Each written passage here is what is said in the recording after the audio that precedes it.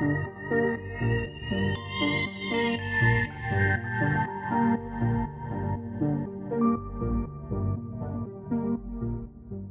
and gentlemen, welcome to Tabletop Cyberpunk. I'm JonJonTheWise, is the podcast about Cyberpunk Red 2020 and anything else in between. I have with me none other than the Monster Fight Club crew, John Kovaleski and Aaron Dill. Hope you guys are having a wonderful day. It's awesome to have them here. And before we get deep into that, make sure you guys go to monsterfightclub.com. Make sure you check out their Kickstarter for the game that we'll be talking about, Cyberpunk Red Combat Zone. It is a new skirmish game in the Cyberpunk Red universe by Talsorian Games. The Kickstarter is live. There's so many amazing things you can get with it. And we're going to go deep into that, talking about it, the Kickstarter, the game. And by the end of this video, I guarantee you're going to be interested, because I'm interested. So make sure you guys go and do that. You can also find them on social media, Monster Fight Club. They're on Instagram, Facebook, Twitter, you name it. They're all over there. And on top of that, make sure you guys join our Discord community, the Cyberpunk Red fan Discord. The link will be in the description below. And make sure you guys follow me on social media at JonJonTheWise. Subscribe to the YouTube, subscribe to the podcast, Tabletop Cyberpunk, and hop on that Patreon if you want to show some support for the channel. I really appreciate it. Patreon.com/JonJonTheWise. All right. That was quick. I try to do it as quick as possible because nobody likes advertisements, right? It's like you've done this before. I know. It's great to have you guys here. Thank you so much. I'm honored to have you guys to talk about this game. I have to say I'm super excited. We talked a couple years ago, about a skirmish game that you guys were working on, and it was hush hush. We couldn't really talk about it. And to see this up and running and seeing the success of your Kickstarter, I just want to congratulate you guys on all of that. Thanks. Yeah. So I also fielded a bunch of questions from the community. People want to know everything. They want to know every aspect of the game. I had a bunch of questions in the beginning too that got answered, and then new questions popped up. So let's definitely get into that. But before we do, why don't we just do like a quick history of Monster Fight Club, if you guys want to let us know how you guys got started and all that. Sure. So Monster Fight Club was started Halloween 2018. That was the day that we officially became a company again. And what a lot of people might not know is there's this board game company out there called Gale Force 9 that did Firefly the game and Star Trek Ascendancy and Spartacus. That was our company, Aaron and I. So we started that 22 years ago and ran it for 20 years. The day is when we walked away. Battlefront Miniatures purchased us a few years back, and we got to the point where we kind of wanted to do some other things. So we stepped away, and when we left, it was pretty exciting in that not only did we leave, but everybody else that was in our studio said, well, if you guys are going, we want to stay. We want to do it. The talent wanted to go with you. So everybody else kind of dropped at the same time. And when we were leaving, it was kind of funny. Some of the guys at GF9 were like, so what are you going to do when you leave? And I'm like, I don't know. Maybe we'll go start a fight club as a joke. And if you think about what is a monster fight club, but a club of guys that are going out and fighting monsters, and that's kind of where the thing came from.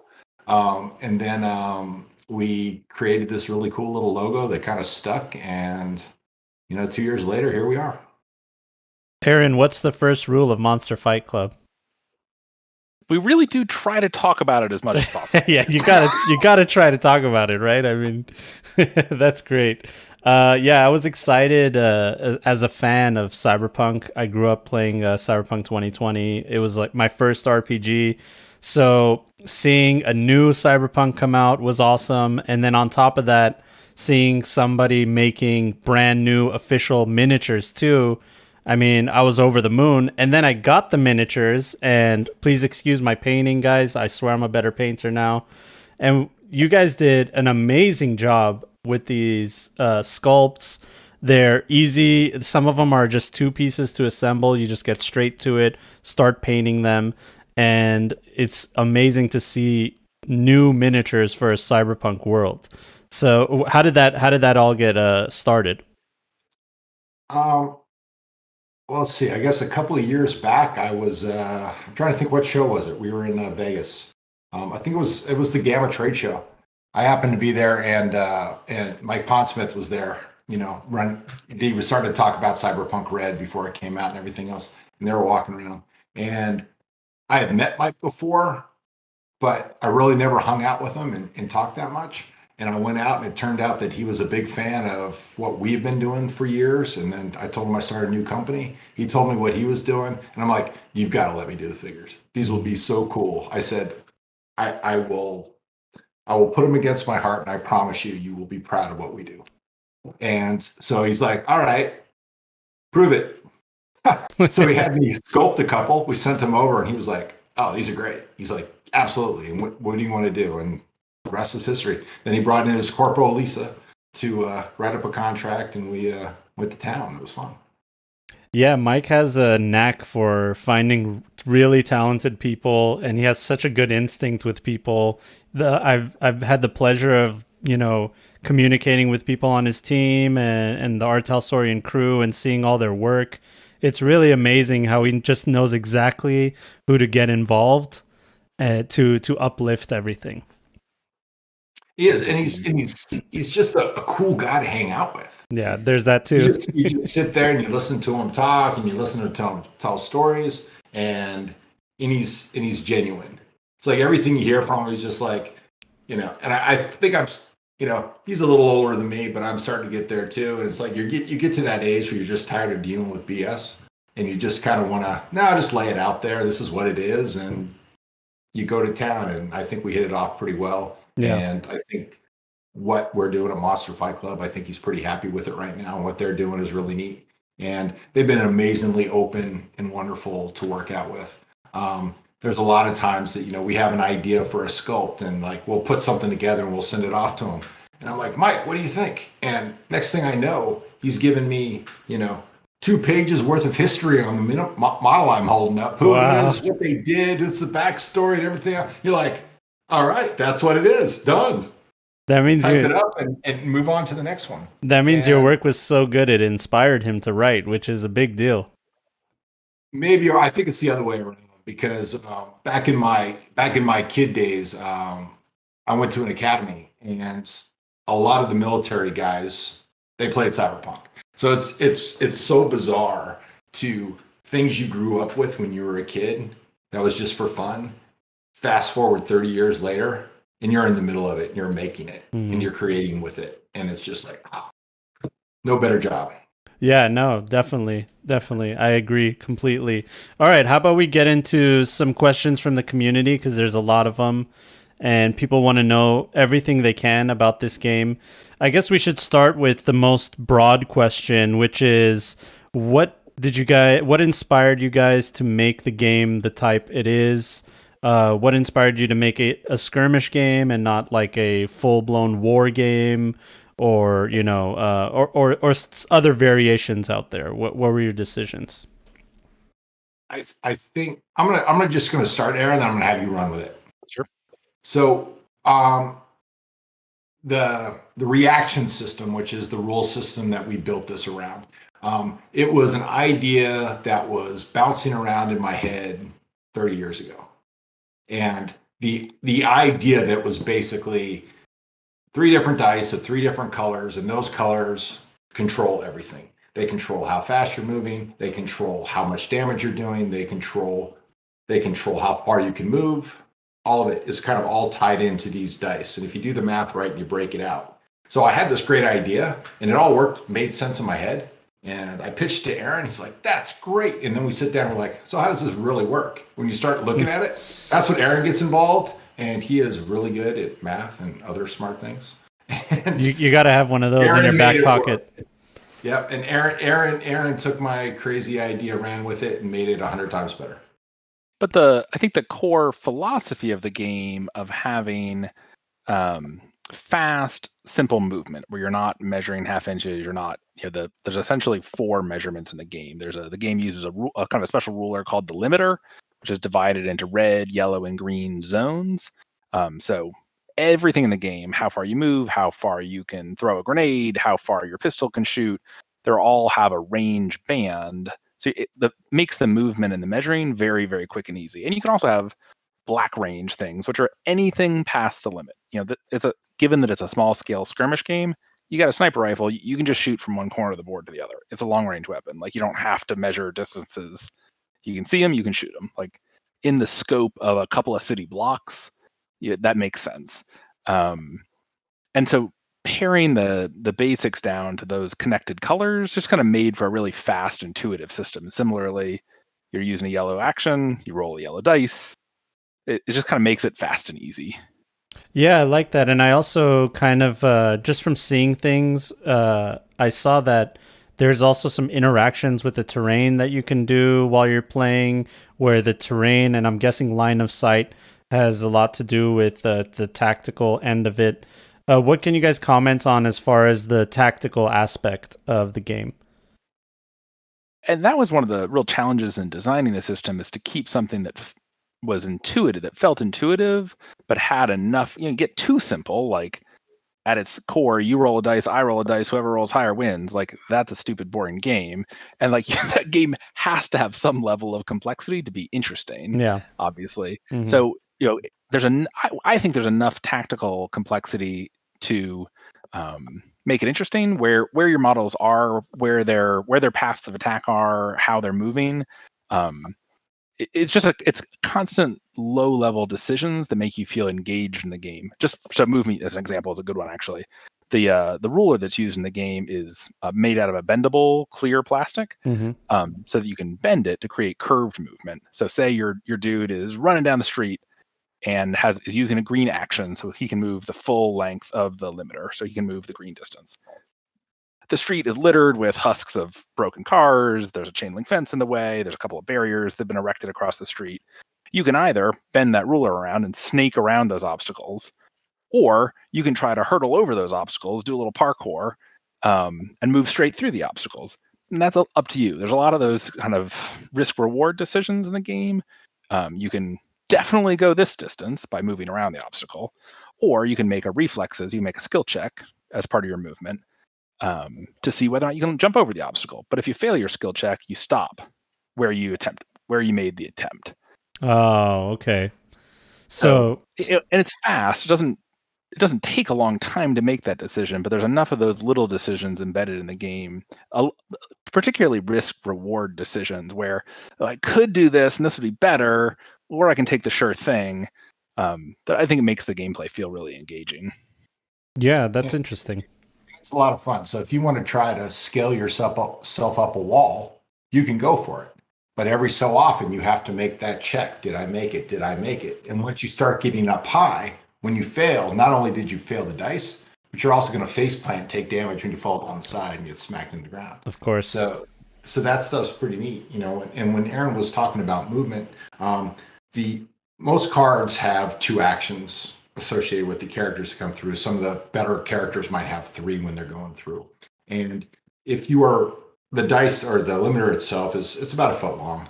And there's a big section of it that is green. There's a shorter section that's yellow and a shorter section that's red as it goes through.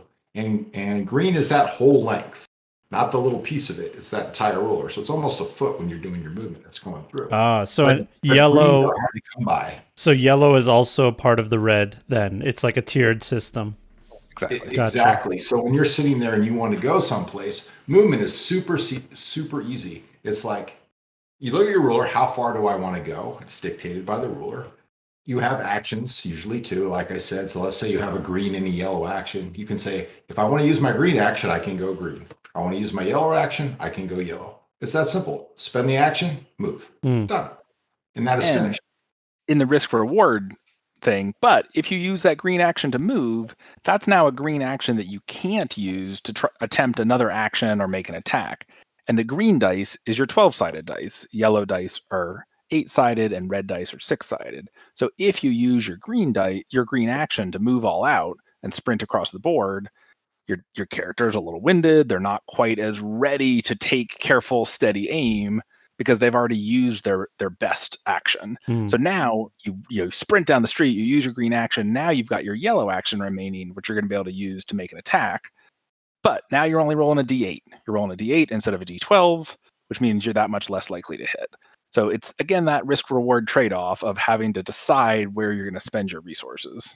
And is there like a flat success number? You guys don't have to get into exact numbers, but You can, because it's that simple. It's really easy to do. Okay.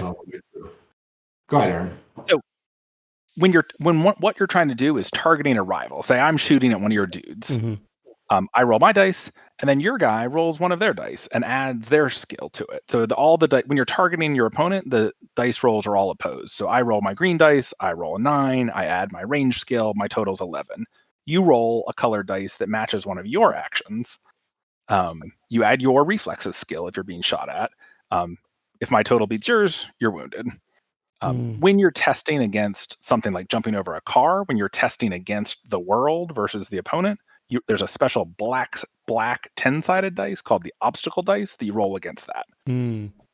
So actually, sorry, I'm just saying. So even if you start thinking about an AI situation where you're hacking something, you're trying to work on something, there's always an opposing dice to go against what you're doing. Yeah. So you don't need a human to do that. A computer can do that. The computer's your dice. You pick it up, you roll it, and you can check it off, which is pretty cool. So everything is an opposing roll, which is actually very consistent with Cyberpunk Red in general. I mean, the tabletop game, everything is opposing rolls pretty much.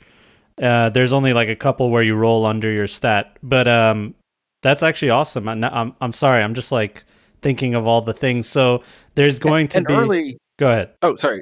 Early on, as we were early stages of working out the system, we definitely wanted it to have. I mean, it's a cyberpunk game. We wanted to have some cyberpunk, have strong cyberpunk vibes while still being a separate, distinct game. Yeah. So what I'm trying to think to myself is now that there's going to be some characters, or and we'll get into the whole Gonks versus I forgot what the other ones are called, but there's. Yeah, so there's some of them that are going to excel in the red range, and like they're built for getting up to yellow distance and then doing the red attack, and then some of them are built for like farther away kind of things. Am I kind of on the right track there? I think it's kind of more wrapped around energy or how good they are at something. If you have a guy that has 3 green actions, everything's going to do is going to be green. I'm doing green. I'm doing green. I'm doing green, which is great. So in a situation when let's say I see Aaron cross the table, I'm like, all right. Real life, I could see him, but I know he's down around that corner. That's about less than green away. So if I want to take a shot at him, I need to run over there. If it's my turn, I look down, I say, I'm going to move this guy. I'm activating this character. I'm going to say, I'm going to take a green action. I'm going to flip that over, generates green power, for lack of a better word. And I get to do something with my green. In this case, I'm going to use my green to move. I put it down, draw my ruler. There's a couple of garbage cans. I'm going to squiggle it around. And I get up to the corner so I can see around the corner. So I've spent one of my actions to get up there. And at this point, I can stop and save those actions for later. But I get to the corner. I look around. I see Aaron down the end of the road. Just because I'm me, I'm going to take a shot at him. So all I have to do to shoot him now is I'm looking at my dice again, and I've got another green action available. So I'm going to flip that open. I'm going to look down at my skill. I see that I have a rifle. Is he in line of sight? Meaning, is there any obstructions? There might be one garbage can between him and I going down. So that's going to affect something, but that's not going to affect something as me as the shooter. The defender will take that into account. And he'll talk about that in a second. Okay, yeah. So I look down, I see him. I'm going to shoot over the top of a garbage can and try to take him when he's not paying attention. So I'm going to take my dice. I roll it. I whiff the dice. Horrible. I get a 2. And I'm like, oh, that's horrible. I look down though, but I might have a luck token. When you're playing, most scenarios give you a luck token or something when you start, sometimes 2, sometimes 3, depending on where you're going. I can take that luck. It's like a mulligan. Spend it. I'm going to roll my dice again. So now I get a 10. Awesome. I have a range skill of 2. 10 plus 2 is 12. Wonderful. Aaron, you just got hit in the head with a 12. What are you going to do? And so depending on what character is being shot at, sometimes rolling a lower value dice is good, because the lower the number of faces on the dice, the better you have of rolling a crit. So if you roll a crit, it's an automatic success. So even if I have a green action available, I might still choose to roll a yellow dice because that's now 1 in 8 chance of rolling a crit instead of a 1 in 12 chance of rolling a crit. The other key thing is that whatever color dice you roll, if I roll a yellow dice against John's attack, if the attack succeeds and I take a wound, that color action that I just used turns to red. So one of the other really core things we wanted to bake into the game is the idea that characters get worse as they take wounds. It's not that characters are charging ahead, full steam, full power, until they drop dead on their feet. Once you you get shot in the leg, somebody cuts off your hand at the wrist with a katana, you're not working at full power at that point. Yeah, you're going to be limping along. Your aim's not going to be quite as steady. So John's character John's character hits. He rolled hot. I roll yellow dice. I whiff my roll. So my character takes a wound. At that point, that yellow action token that my character has turns red. And now that character, instead of having a green and a yellow action, now that character has a green and a red action. And red actions are not as good as yellow. So the character, he's still got 2 actions. He still has 2 actions he can take, but the actions that he can take have just gotten worse. He can't move as far when he uses that action. He has a lower chance to hit when if he rolls an attack with that action. He's still in the fight. He's just, he's injured. He's wounded. And the gameplay reflects that. So another part of where we are right now. So let's say when Aaron rolled, he rolled a 7. And let's say he also had 2 for an agility, which gave him a little bit better modifier. The other thing is every single piece of terrain between him and I, in this case a garbage can, actually would have given him another +1. So you could take a shot through a window, through the car, around the tree, down, and the defender looks and goes, okay, you had line of sight, but the width of that base between the width of my base as it comes down, there was 1, 2, 3 things between you and I. So I'm adding a +3 to my shot as it comes through. Wow. So that makes it a little bit tougher. So let's say I got lucky and I actually tagged him at this point. Bam! So I took that yellow dice he had and he dropped it down to a red. He was also probably thinking he was going to get hit because my dice was so hot. So he was willing to let the yellow go to a red as opposed to the green go to the red. Yeah, I was going to say that. So there's the granularity of choosing, like, you know what, I'll sacrifice this ability because I really need this other one to not degrade. Yep. So at this point, he's been hit. And this is where the reaction system gets its name. Go for it, Aaron. So when a character is wounded, when a character actually takes a wound, if they have a ready action available, they have an unused action available, they can react, hence the name of the game system, the reaction system. A reaction is a single one-off action that they can use to either move or attack back or return fire. You can't just shoot off willy-nilly. If you get shot by somebody, your reaction has to target the person who shot you.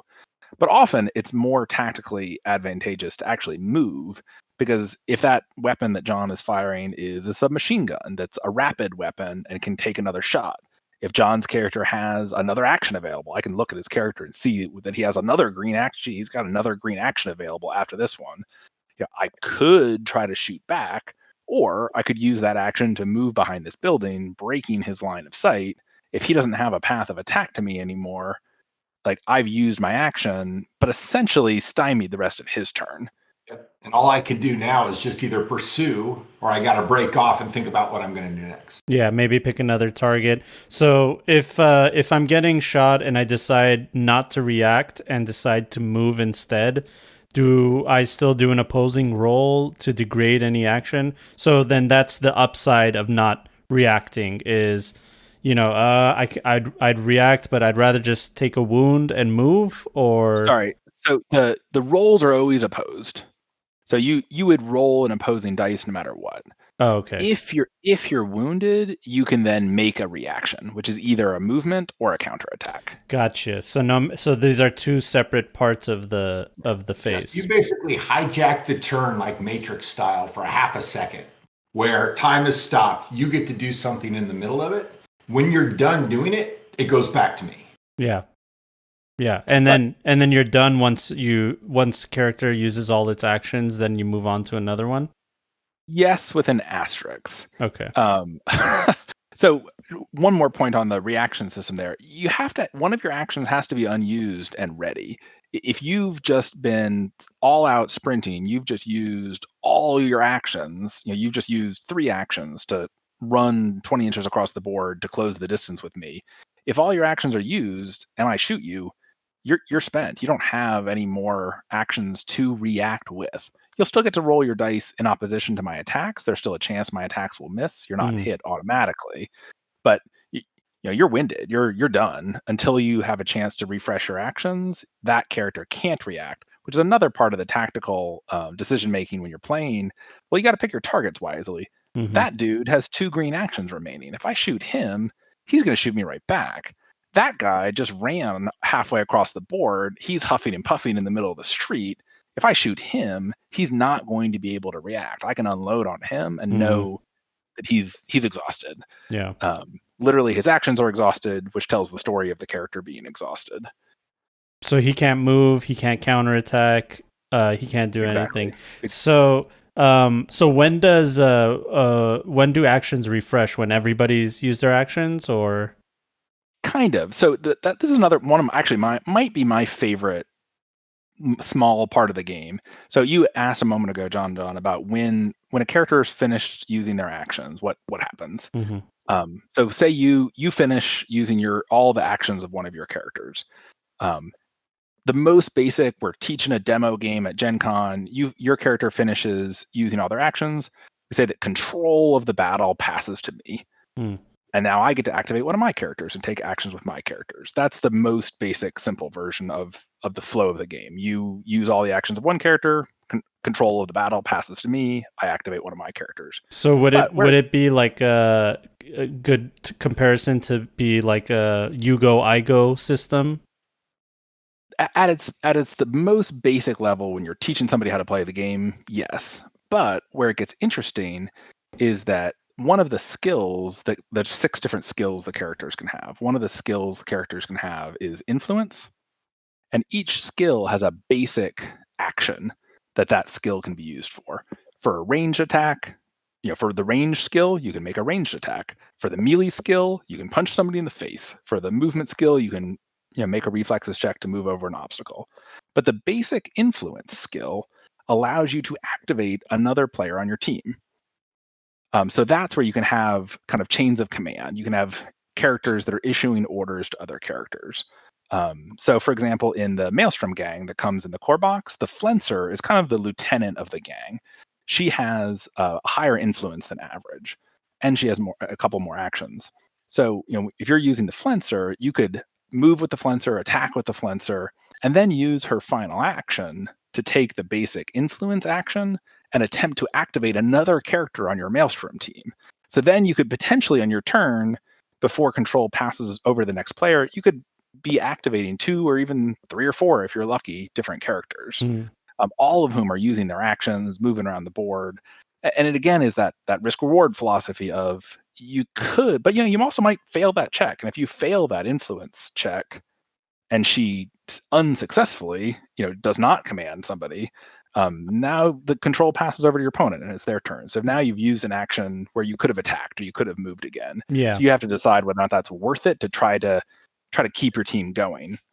So interesting.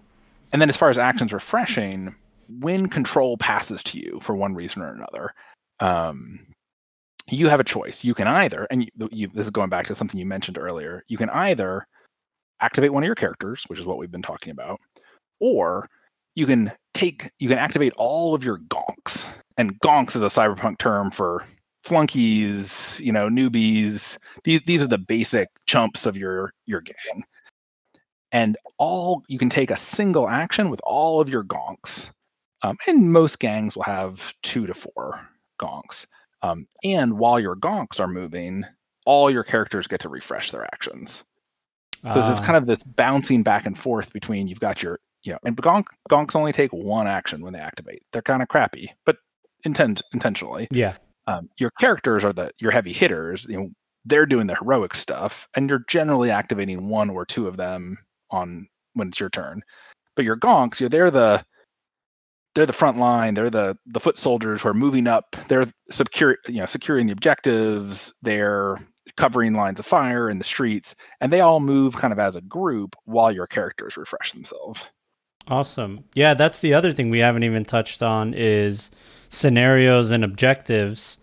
What does that add to the game as far as the other aspect of the game? So the game comes with a bunch of, I think we had planned for 8 scenarios and we've unlocked a few more in the stretch goals in the campaign right now. I think we're 10 special right now. Yeah, we're at 10 scenarios plus a special scenario. So the game's scenario based. You're always going to be playing some scenario. No matter what, you're going to be playing a scenario. The most basic scenario of turf war is a shoot 'em up slugfest. If you just want to play a basic game, you're going to pull out the turf war scenario. But all the scenarios have blank backs. So you can also shuffle them and choose one randomly. They're printed on cardstock, a kind of large, oversized cards, so it's easy to put on the table and see what you're doing. And there's a lot of variety in the scenarios. There's escape scenarios and securing objectives, hacking security systems, making off with a prize loot, assassinating the rival leaders. There's a pretty wide variety of scenario types that you can run through. And we can get into it. I think there was a question that I saw somebody kick up earlier about campaign systems. In the campaign, each gang also has kind of a final prove your worth scenario to finish their journey. So each gang has a special gang scenario to kind of as the capstone of their campaign. Oh wow, okay. So that's a whole other aspect as well, is like gang progression and gang quest. So you're looking at so many different aspects of the game. You're looking at the battle aspect, like I kill you, you kill me. There's the scenarios that also add a competitive edge to it. And then there's also the longevity of progression of your gang getting better. So every next time we meet up, me and my buddy meet up, I have a different gang now because of our last scenario. So we had two guiding principles for the campaign system. We wanted no pencils. You don't have to write anything down. Oh my gosh. Your gang's progress is tracked by earning cards, adding cards to your gang. Instead of there's no tracking, no writing, no pencils. And we wanted you to be able to be taking your gang through a campaign, telling your gang's story with whoever you want to play. Instead of, I know for myself, it's really challenging to get a group of 4 people together 10 weeks in a row to play through a complete campaign of something. I mean, we're probably have my game group has about a 50-50 record of finishing legacy games. That's actually pretty good, actually. 50-50. That's really good. But we've also got a lot of great games that we like, we really want to get back to that sometime. Yeah. But I really wanted to make it so that you could play through a campaign, and certainly could play with your regular game group, but that you could be taking your gang through a campaign journey without being dependent on other players, which also means that you can show up to your local game store and play a campaign game against somebody you just met that afternoon, which I think is fun. Yeah. So there's rules for if both players are playing a campaign game, it doesn't have to be part of the same campaign. John and I could be playing a campaign, that's an office campaign, and I'm 8 games in, and you, John, are just getting started. You've got 1 or 2 campaign games under your belt. We can still get together and play a campaign game because both of our gangs are existing in the same environment. We can throw down, even though we're not in the same campaign exactly. Gotcha. So the upgrades, will it be too one-sided, or is it not that much of a significant advantage? So what he's saying, Aaron, is that if you've been if you're 8 games in and he's just starting. Yeah. Yep. So there's 2 different ways to make up for that. There's one thing is called beginner's luck. John mentioned luck tokens earlier. When you're up against a gang who's significantly more experienced than you start with more luck tokens. Beginner's luck. So that evens the playing field a little bit. Yeah, I like that. That's great. Yep. And then there's another aspect of the campaign where if there's a points differential between the gangs, that accommodates for that too. Okay, yeah. Actually, you know what? That's great that you mentioned that. What can you tell us about? I saw that the cards have costs. So obviously there's some number crunching, like army building or something going on with that. What can you guys tell us about building your list? Hey, people talking about how many eddies does it take to make a gang? Yeah, stuff like that. I mean, is it money based? Is it what's it based on? So there's a basic starting point of about 100 points. So pretty light gang building. You're only generally going to have between 4 and maybe 8 or 9 dudes in a gang. You could maybe push it up a little higher than that if you were really going for a crowd. But this is a small scale skirmish game. So the gang building, the army building side of it is pretty easy to manage. Mm-hmm. When you're playing if you're playing a one-off game, if you and I are just getting together and playing a game, you can play at 50 points. You can play at 200 points. Just like other war games, you can decide what points level is good for you. Yeah. In a campaign game, you generally start at 100 points because in the campaign system, some of the things that you can earn on your gang's objective cards actually let you bring more points to the table. So if you've completed one of those objectives, you get an extra 10 points that you can bring to the table. Oh, wow. So that's why, when I mentioned before, where you might have a points discrepancy for a veteran gang. If a veteran gang has completed a couple of those, you might have a 120-point gang versus a 100-point gang. Wow, okay. That's interesting. Man, I'm excited. That sounds so fun. I'm like ready to play. When can we play? I was also just, one of the things we didn't touch on that we wanted to make sure we had is we have looting. You can loot the guys you take out. Here's another aspect. That's amazing. You want to talk about that, Aaron? Yeah, so the game comes with a loot deck, so that as you take out guys, you can and you can see this in a little bit in the campaign. A lot of the characters have a silver gear box at the bottom of their card. That's what gear they're carrying. So when a character gets taken out, you can loot their gear and pick up the weapon that they were using, or you can draw from the loot deck. And there's a variety of cool grenades and chems and stuff like that you can loot off of bodies to give you an advantage in the game too. Which is fun. And then we got cool little body tokens you put on the board to mark what's lootable. And then the third kind of progression is that there's also the characters all have a veteran version of their character card, so that when you win a campaign game, you can promote one of your characters to be a veteran, which improves their skills a little bit and often improves their actions slightly, either giving them another action or changing one of their yellow actions to green. And those veteran cards are another example of a card you earn, like the objective cards. You earn cards and add them to your gang as you play. And so in a campaign setting, when you're going through, you've played, you've got progression, your guy got promoted. Now, without pencils, you take the gang cards you have left, that's your gang, upgraded, put it in the envelope, and the next time you play, you pull out the envelope, and now you remember what you did before, because you've got your progressive already going, everything's there. Now you set up your new stuff based on the cards that you pulled out from the end of your last game. And that's how you remember what you're doing as you're moving forward. I like that envelope idea. That's a tip for all you new Combat Zone players. Envelopes are the best way to keep your gang together. I like that. All right. So the community is going to hate me because I haven't asked any of these questions. I'm like genuinely asking you guys about the game, but this is good information. I think we can do some rapid fire. Yeah. Let's try to lightning round. It doesn't have to be too rapid. I mean, if we don't get to all these questions, you guys are welcome to come back on and talk more about it. I'm sure people want to know more things some other time. Actually, it'd be fun to come back after the campaign's done. Then we'll got to know where we landed. We can tell you what's coming out next. Yeah, for sure. I'm super excited for that. So first on the list is people want to know the scale of the minis, the material. Are they going to be posable, assembly? I know the answer to this, but if there's anybody out there that's wondering it. Sure, I'll take this one. So the scale, we're calling them 32.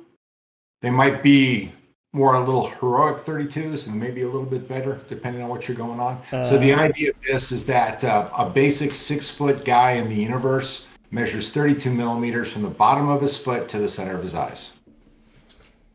So that's how we determine scale. Yeah, I got 2 minis right here. One's a Chaos Space Marine and one is Maximum Mike. They're about the same height and size, maybe a little bit smaller, but a guardsman, right? That's what I'd call it. Yep. Guardsman And size. we did that intentionally. We wanted to make sure that there was enough surface area to paint on them and they didn't get too small. And we also just like the idea. I think they just look a little bit cooler when the things are on the outside. Yeah.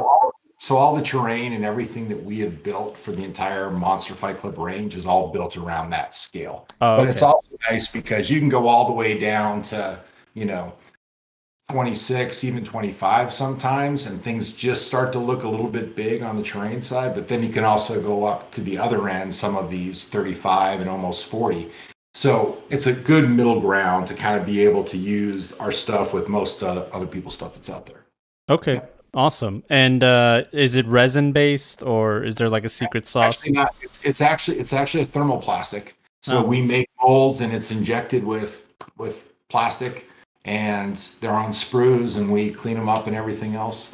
What I love about these, the molds and stuff that we're using allow for some pretty severe undercuts that you normally can't get away with when you're using like steel molds and everything else without lots of sliding cores. So on a technical side of things, it lets us put more detail than people that are doing like PVC models and stuff that you might see in most board game stuff that is out there. Yeah, I was going to say they're highly detailed models too. I mean, it's beautiful detail on all of them. It's really good. It's one of my favorite models is in the Trauma Team set. There's a platinum member girl who's on a stretcher, and she's laying out there, and she's got the blanket up over the top of her. If you look at the blanket, it's actually been textured over the top. And you can feel that texture. You can look down and see it. You can dry brush it. It pops. Wow, that's amazing. So I love being able to do that stuff. The other thing you were saying was about posability and how many parts and all that kind of stuff. So when we're making our models, we're trying to be a little more dynamic in the pose than you can do other ways. The limiting factor when you're making models is how is it being molded? And can you take it apart? And things called undercuts where things get trapped and can't come out of the mold. So if we can make a mold in a single side A, side B, and pull it apart, we will do that. However, if you want some really dynamic poses, and you've got somebody sitting here like this, there's no way to get it out of the mold because of where the arms and stuff are. So what we'll actually do is we've come up with a standard fitting that all of our models moving forward have the same sort of fitting that allows you to plug it into the shoulder. So sometimes we had to design it in such a way that, like the Too Tall, my model that's out there, he's got that big rocket launcher. So we took that all the way down so the rocket launcher would look. So it only goes in one direction. But when you look at a lot of the Gonks and a lot of the other figures that we're doing, there's actually sockets on both arms. So if you have Gonk 1, Gonk 2, Gonk 3, each Gonk comes with another little sprue that's got two different arms and a head. I could take arm 1 from model 1, arm 2 from model 3, head from the middle, put them together. So suddenly you end up with 6 or 12 variations of these models rather than just getting the one you have. All the heads have standard fittings. So if you want to take a head off of one and off the other, just pop it, move it. It's good. Awesome. Move it into place, and it all works. So if we don't cut a model unless there's a reason to do it. And if there's a reason to do it, we might as well make another bit that can go in there too and give you some variation with it. I think that's a value add as far as things coming on. From a manufacturing cost, there's not a lot of cost associated with adding another head when you're doing something as far as putting on a sprue or not. So having 2 or 3 head variants is really, really cool. Having 2 or 3 weapon variants is really, really cool. Being able to take, a pair of monokatanas and give the guy a machine gun at the same time, that's neat. Yeah. So it's interesting. The models we first made about a year ago when we started selling them, and we weren't planning on selling the models direct when it started, but COVID came and we're like, what are we going to sit on these? Now let's start putting them out and see what people think. And it was a surprise, but it wasn't a surprise because I knew the community was wanting this stuff. But the amount that the community stepped up when we started selling our models was pretty unbelievable. It kind of felt like a Kickstarter. The first day we turned it on, we're like, holy crap, And it's like, we thought we'd sell dozens, but it was hundreds in the first hour. Yeah. You're like, okay, people want this stuff. And then that inspires you to do more. And you're like, all right, let's make some more. And then you start going through and doing things. And I think right now, I think we just broke 100 sculpts. Wow. We have done. And mold wise, I think we have already molded even a lot of the Kickstarter stuff that's being done now. We've been working on the mold side and the model side of that for like the last 4 months. So we've got a lot of those models that are already being manufactured moving forward. So it's given us a good jump trying to get this done as quickly as possible. Yeah. And I'm excited to see we're making them here in the States. So that's super cool too. Yeah, it was great to see the models when they came out before we even knew that you guys were going to make a skirmish game. We could all tell like, oh, something's cooking over there. We got these teams that not be doing this. Yeah, these guys are definitely together. These guys are definitely together. There's something cooking over here. So I was highly interested in that. Why don't we ask this question? How unique is each gang's playstyle, abilities, and powers? What are examples of granularity as far as the different types of gangs and stuff? Yeah, sure. The gangs definitely play pretty differently from each other. The Maelstrom are all about getting in your face, hitting you with big cyber fist. They're all about strength, melee, armor. The lawmen use a lot of the kind of influence mechanics that I was talking about earlier. It's about chain of command. A lot of the lawmen have abilities that are something like, when this character's activation is over, you may activate another lawman with lower influence. So that, you start at the top and the top issues orders to the people below them, and then they issue orders to the people below them. The Gen Red might be my favorite to play. Those are the Street Kid gang. Yeah, the Cyber Generation kids. Yeah, they've got a lot of fun rules. They're kids. They're about breaking the rules. They're really fast. A lot of them are on either rollerblades or skateboards or a bike. So they're fast. They're agile. They're hard to hit, and they're just kind of sneaky. The bozos are pretty fun. The bozos have some fun mechanics where they often get some sort of advantage when either they see somebody else fumble a roll, because that's hilarious. They're all about pranks and laughing at somebody else's expense. So they'll get to make a move towards a rival who fumbles an attack, or you take a luck token when somebody fumbles. So they're a little bit of the random, chaotic, feel. They're fun to play. So there's definitely a friend that will play the bozos, and I'll be like, oh, of course you're gonna play the bozos, you of all people. And the bozos have a lot of cool stuff. It was I made a comment today on the Kickstarter. I said, imagine that you will, this lone bozo walks into the front of a corporate office and standing there with his balloons. He lets go of the balloons and walks back out. Suddenly the balloons start drifting across the room and lands kind of spread out. Another bozo walks in, takes a shot at that hydrogen-filled balloon. It explodes, it explodes, it explodes, it explodes. The 2 guards by the door just got hit and they're on fire. And the 3 cameras that were in there that were controlling the remote control activated guns are now down. And now the rest of your guys are pouring through the door. And all of that can be done with the reaction system. Wow, that's amazing. I thought you were talking about a campaign story where you played some Cyberpunk. It's funny. When you're playing things like, Warhammer and other things like that, a lot of times you're not telling stories. You're lining up your guys and you're doing the thing. We find ourselves when we're playing Cyberpunk that now we're kind of telling the story as we're going. It's like, now I'm going to come around and, I'm going to do this, I'm going to do that, and do that. And it's a blast. Yeah. That's fun. Okay. I'm excited about that. I'm definitely going to have favorite gangs, it seems like, and stuff that I'll be talking about. This is important. People wanted to know if there's going to be...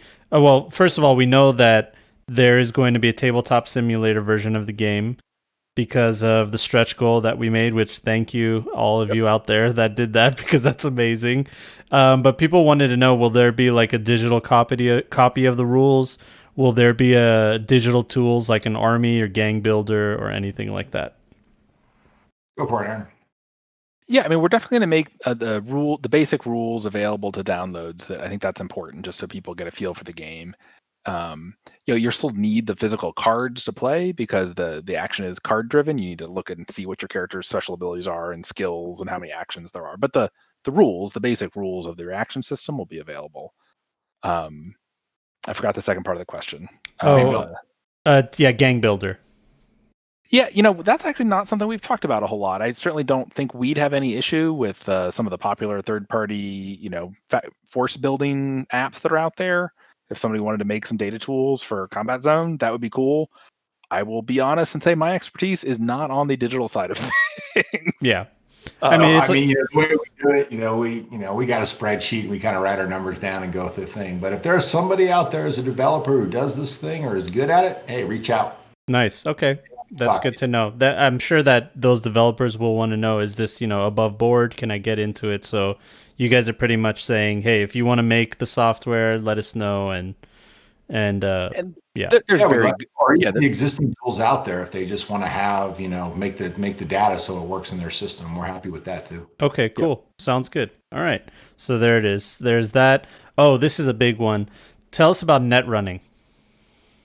Yeah, Netrunning is really fun. So each gang comes with a gear deck. So this is the type of gear that they're interested in using, the type of gear that they're often found with. In that gear deck, there's also a variety of programs. Only netrunners or people who are equipped with a net deck can install programs. They look like little SIM cards. They look like little computer chips. And they're essentially, having installed programs essentially gives you bonus actions that they kind of act like a force multiplier. They give you bonus actions that netrunner can use without having to spend an action token. So they're almost, each installed program, with some exceptions, but almost acts like an extra action token. And most of the programs get refreshed when your actions get refreshed. So you could, a netrunner, because it's happening speed of light. This is netrunning, not swinging a baseball bat. So a netrunner can move with one of their, meat space action tokens. They spend their action token, they flip it over, they move yellow down the street, and then use one of their programs without having to spend an action. But when somebody's plugged in, depending on the program, they can be more vulnerable. So when you use a program, you flip over the program card, and the reverse side of the program card has what ongoing effects the program has. Now, sometimes if it's a program that's, a speed boost that's, jacking into your neural system, the ongoing effect might be for the better. You get +2 to all reflex checks while this program is running. But if it's a complicated hack, if it's a complicated neural attack, it might actually put the netrunner at risk while the program is running. So offensive programs tend to put the netrunner at risk while the program is running, whereas defensive programs can provide an ongoing advantage either to the netrunner or nearby team members. Interesting. So there's definitely a subset of models that will take a supportive role, and I'm guessing the Netrunner's one of them. And I think I spotted where you guys said you could bring a trauma team guy on your team. I'm guessing like a trauma team guy would be another one. Am I correct in that line of thinking? Yeah, and there's actually even more than that too. That a lot of the character, especially some of the PC character classes from Cyberpunk Red, not that a rocker boy can't wield a pistol or a rocket launcher for that matter, but their real value is bringing influence and inspiration to the table. So some of the other support characters like a medic, a tech, a rocker boy, a fixer, they may have abilities that enhance other members of your team, allowing them to move farther or reroll dice or activate other characters and things like that. So it's definitely, when you're building your gang, having a balance of the offensive, attack action-oriented characters with a couple of support characters, a team with a rocker boy and a netrunner supporting the more combat-oriented characters is pretty solid. You might also be doing things like, in the scenario, there are camera tokens that get placed sometimes, and there's different colors when they get placed on the board. So if you have green camera tokens laid around, your netrunner could try to hack the green network. If you hack the green network, he now has eyes coming out of all of the cameras. So there are places where normally he couldn't interact with people, but now he has line of sight because he's using this camera down the street around the corner, to get eyes on somebody, and then you have a solo sitting to the side that has an indirect fire weapon that he could talk to his friend who can shoot a rocket up over the top of the thing and drop it down on the guy's head, even though no one ever actually saw him except through the network. Oh, wow. That's amazing. Can I shoot the camera? Sure. Oh, You nice. try. It's going to roll against you. Yeah, of course. That's that black That's the thing. black die, the obstacle. So you roll against the obstacle. Nice. Yep. Wow, that's fun. Okay, sounds good. We talked about leveling up progression. We actually talked about the specific roles just now. And we kind of swinged by this and like went past it real quick, but basically there's two main subsets of the models, right? It's gonks and characters, right? Correct. So what can you tell us about what makes them different from each other? The characters are the ones that have special abilities. If they can carry gear, gonks can't be given gear cards at all. So characters have more skills. They have more actions. They often have gear printed on their character card, or have special actions printed on their character card, and can be given supplemental gear too. If you want to pay points to give your solo a sniper rifle, cool. You want to pay points to give your prankster a couple extra grenades, you can do that. The gonks, like they are your basic foot soldiers. They generally get one action. They might have a special rule, like one of the lawman gonks has a shield and like a stun baton, so it has a stunning attack. So you might have a little something. But the main advantage of the gonks is that they all get to activate at once and move as a group, which is not so. The gonks are how you can do multiple things at different points in the battlefield. So when you think about it as a spotlight, when the lead character is acting, the spotlight's on them. There you've got one person doing stuff. But when the gonks activate, that's the team. That's a team. And so you could have gonks spread out across the board, and the gonk in this quadrant is moving over here to lock down the terminal, and the gonk that's 20 inches away is moving to secure an objective. So when you activate the gonks, each gonk gets to move once, and it's in that spread out kind of teamwork force that can really be useful in a scenario.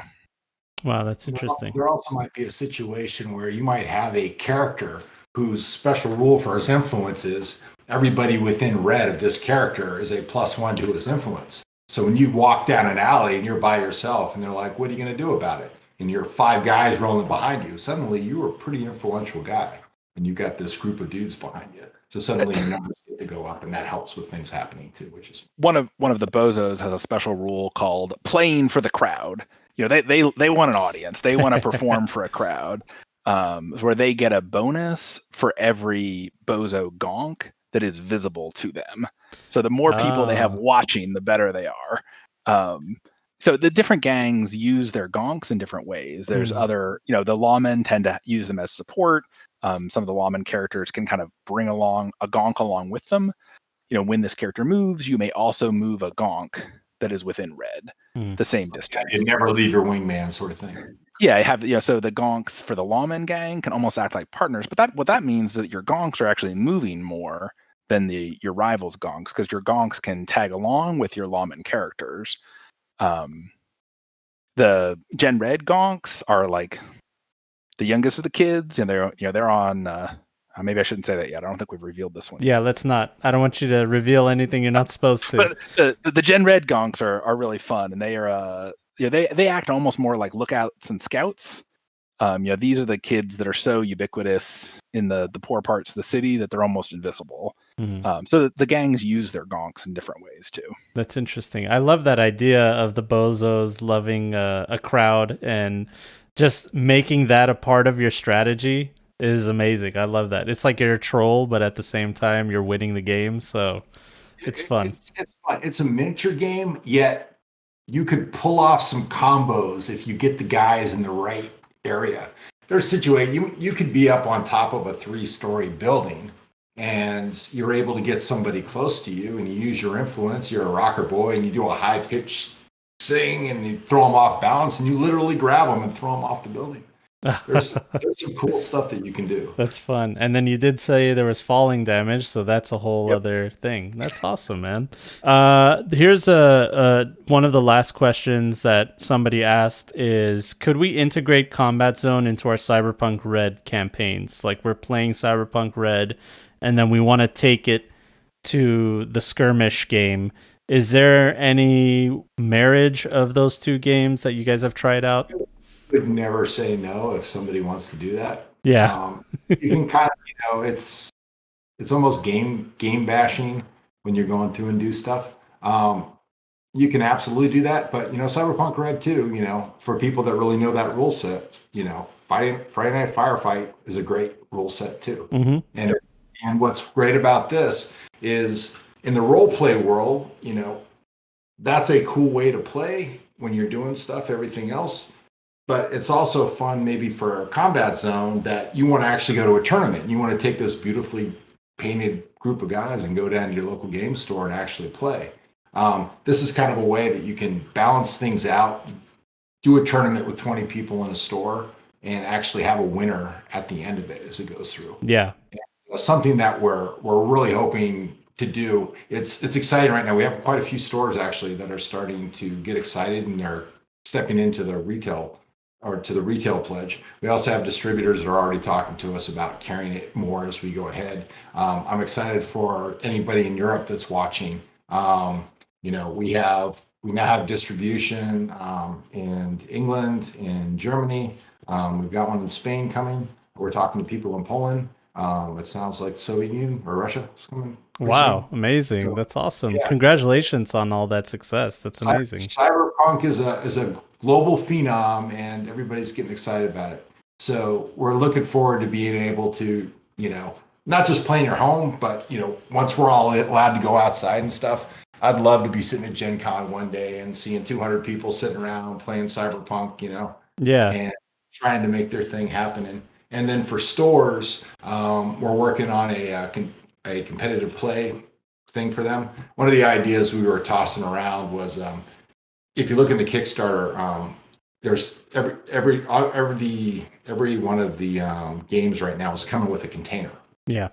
Very cool plastic container that opens up and everything else. We haven't shown a lot of details about it yet, but one of the really cool things about the containers is they stack.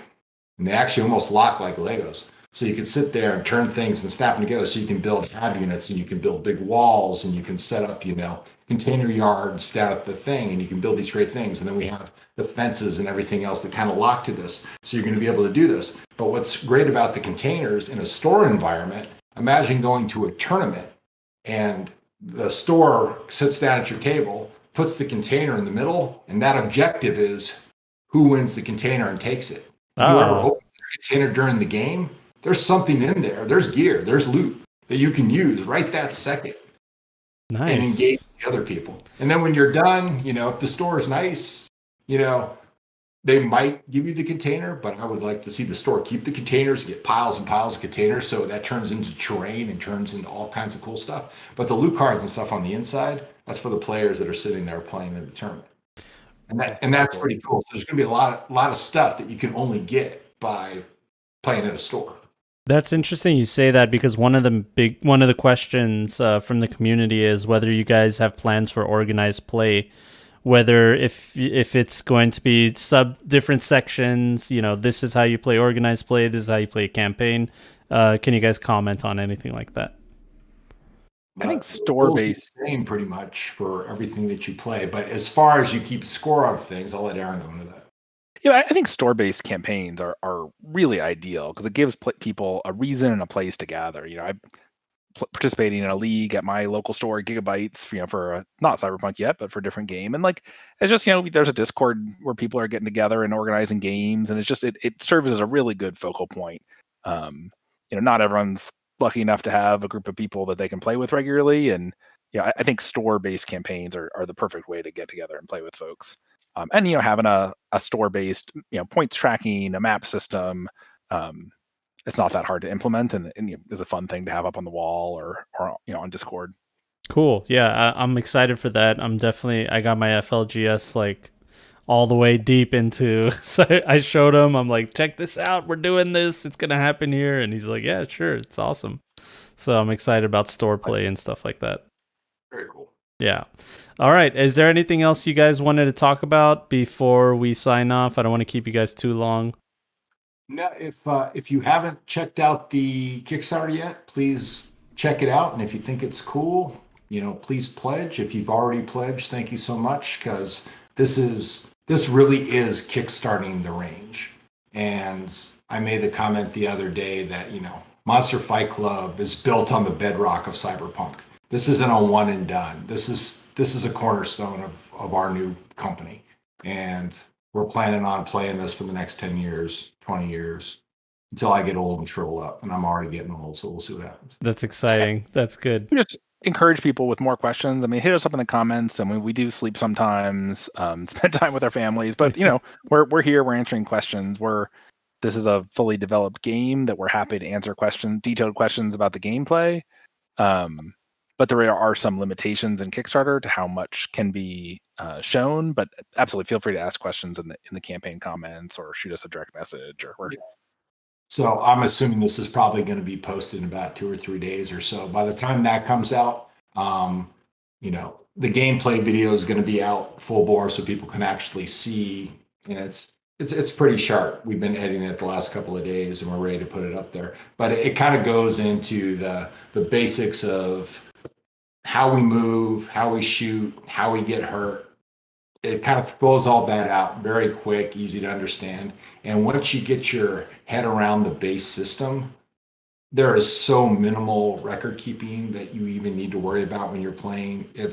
You can play it really quick, and it's a lot of fun. And most of the games, Aaron, most scenarios are half an hour, 40 minutes? 30 to 45 minutes, usually. Yeah. That's amazing. That's great to hear. As somebody that has a kid, that I can't do a 4-hour game, man. I just can't. So if you just want to play one, go for it. But that's also a chance that if you do want to play 4 hours, you can get through 5 games in a campaign, which is pretty neat. Yeah, that's true. And my local store closes at 10. By the time you get off work and eat something and head over to the store, it's 7:30. Just long game, 3-4 hour long games. It's just hard to fit them into real life. Yeah. So that was one of our, almost a default goal for the games. Like, you got to be able to play a game in under an hour. Yeah, I agree. Because otherwise you're not playing at all. I'm a big fan of that. I appreciate it. My family appreciates it. My wife appreciates it. So she's going to be excited to hear that. So other than that, Monster Fight Club, John and Aaron have done a great service for our community. They have decided to give fans of my channel and anybody that's watching this and listening, if you guys want 10% off from the web store, this is their store at monsterfightclub.com. Use the promo code JonJonTheWise, all lowercase, no space or anything, just JonJonTheWise straight. And you guys will get 10% off on your entire purchase. Yep. Yeah, 10% off on your entire purchase. And this will be going on. Is it a week or until the Kickstarter's done? Until the Kickstarter's done. And it's interesting, since the Kickstarter's been going, there's a lot of people that just haven't seen our stuff before because, we're relatively new. We've only been in business for about 2 years now, even though Aaron and I have been doing this for over 20 in the industry. And people are like, you know what? I really want to see what these figures are before I really commit. Yeah. And so they order something, it comes back in, and there's a lot of comments out there right now. They're like, oh my God, these are really good. I'm like, I know, because these are things that I want to paint. Yeah. This is the hobby game that I wanted to make forever. Wow, that's great to hear. So finally we get to do it. And there's a lot of local games. Speaking of local game stores, there's a lot of game stores that have these on the shelf, have the role-playing figures on the shelves already, and they're the same figures, they're the same material, they're the same process. If you have some Cyberpunk miniatures at your local game store, give them a whirl, see what you think, because the quality of the miniatures is the same as what you're getting from the Kickstarter. Yeah. And we're only getting better. Every single month that goes by, we're getting better and better and better at it. And I'm excited to see where this ends up, even by the time the Kickstarter gets delivered. That's amazing. I mean, For those of you out there that want to get involved, make sure you guys go to monsterfightclub.com and you check out their Kickstarter for Cyberpunk Red Combat Zone, the skirmish game. And because of all you beautiful people out there that have backed this Kickstarter, the people at Monster Fight Club have to keep coming up with things to throw in. Like, do we give them a Pop-Tart? I don't know. What's left? What's in your pocket? You know, there's so many amazing stretch goals that we've gone past. And not only will you get the base game and the gangs, there's the 2 gangs that come with it, which are the Maelstrom and the Tiger Claws, right? So those are the 2 base gangs that you'll be getting in there. So you and your buddy can get right to it, start playing.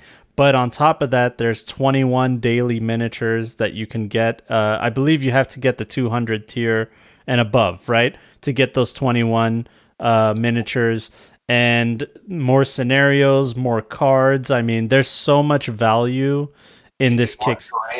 Maybe another map. Who knows what else will end up unlocking by the time we get there. And on top of that, you get a digital version of the game at Tabletop Simulator. So you can, if you have a buddy that lives in Calcutta and you guys want to play some combat zone, you can do it. There's so much value in it, and the people at Monster Fight Club deserve your support because they're the good guys. So I just want to thank you guys so much for coming on, talking about Combat Zone. I'm like super excited. I can't wait to play, make videos, paint, theory crafting, lose games to bozos, and have some fun there. So thank you guys so much for coming on, for doing this. Thank you. All right. Anything else? I want to make sure we get everything off the table. That was wonderful. All right, guys. Have a good one. Thank you so much. Have a wonderful one. And actually, you know what? There was a lot of good stuff that we answered here. If you want to get it up sooner than later, I'll throw the main link in the section of the Kickstarter. Yeah, sure. So and they'll be there because we covered a lot of stuff here of questions that people have been asking. And I also think you're going to get a lot of eyeballs just slapping it in there right now because everybody's going down. I can see everybody's clicking on these things and they're all like, well, where's the video? But since the video about gameplay isn't up yet, if we get yours in here, this might be a good holdover. Yeah, that would be great if you guys want to do that so people can be informed. And those of you out there that have more questions, please feel free to comment, hit me up on Discord, hit me up on Twitter, whatever it is. I'll put all these questions together, and then hopefully John and Aaron can come on at a later date and we can answer the questions. Just like I've done with our Talsorian, we can, no question will go unanswered. So let us know and we'll talk about it. All right? Very cool. Awesome, guys. Good luck with the rest of the Kickstarter. I'm excited, and we'll see you guys next week. Bye. Sounds good. Take care.